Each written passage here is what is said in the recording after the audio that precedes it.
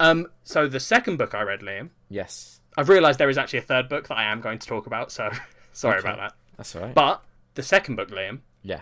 was a book you recommended to me. Oh, yeah. It was Fluke Yes. by Yeah. James Yeah. Herbert. Herbert. Herbert, that's what I said. Yeah. Yeah. So, yeah, I recommended this to you because I was bored of hearing you talk about fantasy and sci-fi shit all the time. So I thought, let's mix it up a bit. So this is an author that my mum actually got me reading because she used to like collect all of his books. He's predominantly a horror author, but I didn't give you one of his horror books. No, I don't know why you didn't. Because this is the book of his that I remember the best, I think. Okay.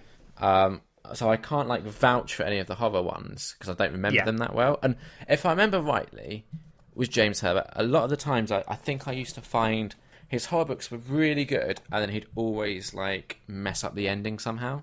Okay. And I remember like I read this as a kid, so like easily probably 15 years ago plus now, and I just remember really enjoying it. Yeah. So basically, it's about a man who turns into a dog. What's it called? Fluke. There we go. Thank you. I think I said that. Yeah, maybe, but I just didn't hear, so just in case. It's about a man that turns into a dog, and you sort of follow his dog life. But it doesn't.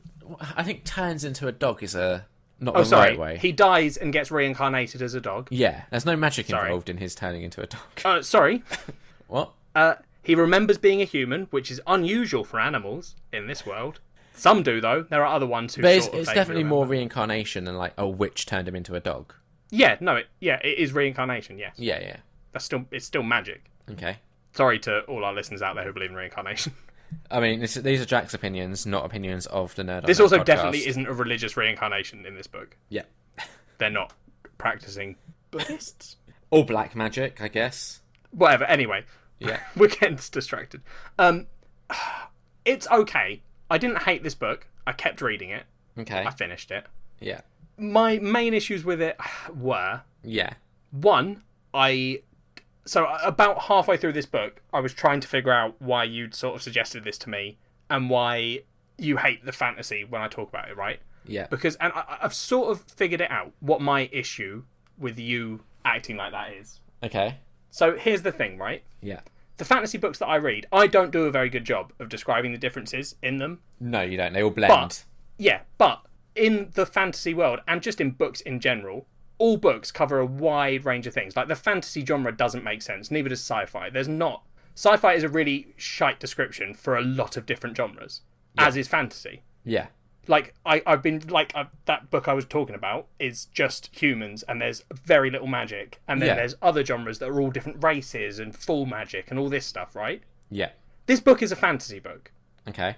It doesn't have elves in it. It doesn't have, different races. It doesn't have magic. Sort of, it does, but not really. Yeah. But it is a fantasy book in that it's following the same sort of plot lines these books follow. It's not set in a particularly different time period to some of these books. Yeah. Like, so, to me, you just gave me a different fantasy book to read. It's got less swords in it. I think the issue with it, with the reviews, is that you describe the books badly. Because definitely. Yeah, if you describe the books better, so it was easier to distinguish what the differences between them were. But when I'd I do have that, when less I try and do issues. that, Liam, you then complain that I'm not doing other things well. And I'm very aware that we have a limited time on this show. We do 6 fucking things in a segment that, in reality, has to last about 15 minutes and is already at 30. Yeah.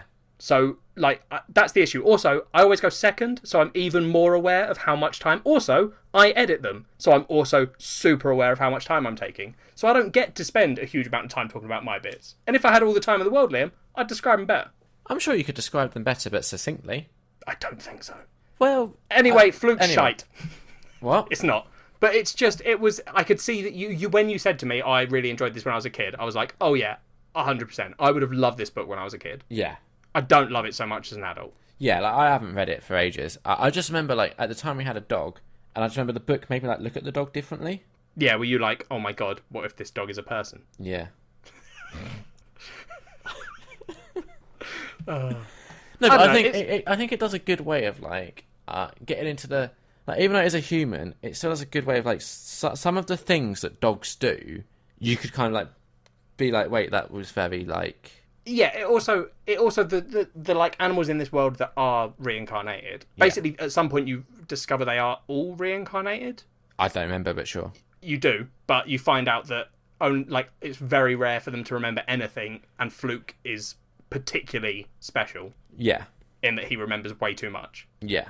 But Because like, it's about him essentially, like, he gets reincarnated and it's him tracking down his old family, right? yeah, Yeah.